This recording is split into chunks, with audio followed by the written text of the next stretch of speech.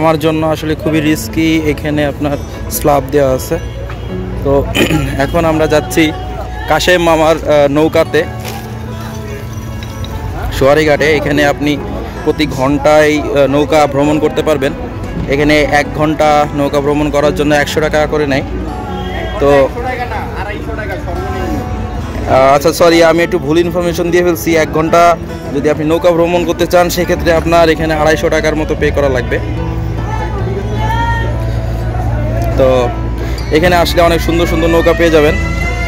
আপনারা যারা চাচ্ছেন যে একটু শহর থেকে বের হয়ে একটু ঘোরাঘুরি করবেন তারা এখানে আসতে পারেন। এসে আপনাদের মনে করেন যে টাইমটা একটু স্পেন্ড করতে পারবেন সুন্দর করে। নৌকা ভ্রমণও হবে, নদী ভ্রমণও হবে।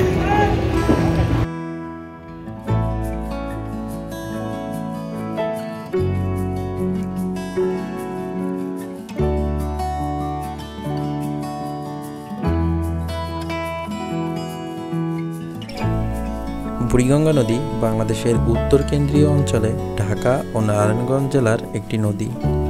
নদীটির দৈর্ঘ্য 29 কিলোমিটার এবং গড় প্রস্থ 302 মিটার।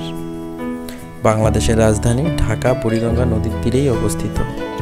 400 বছর আগে এই নদীর তীরেই গড়ে উঠেছিল ঢাকা শহর।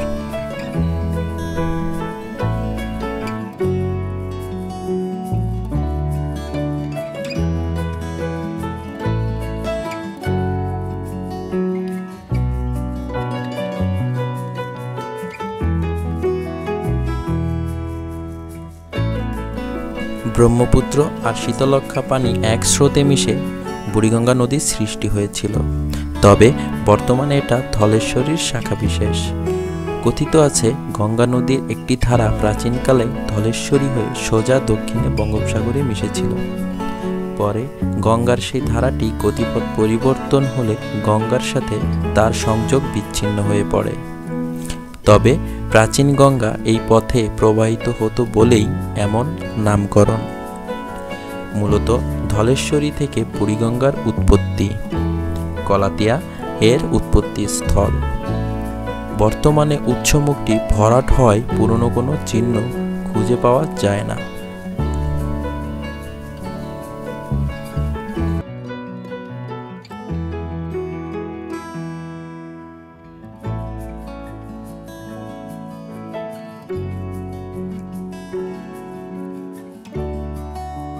বুড়িগঙ্গার সৌন্দর্য বাড়ানোর কাজ করেছিলেন বাংলার সুবাদার মোকাররম খাঁ।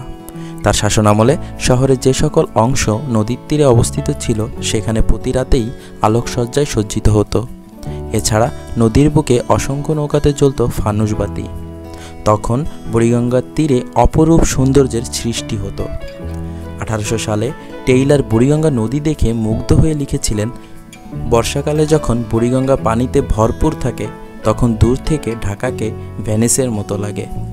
তবে বুড়িগঙ্গার আগের ঐতিহ্য এখন আর নেই।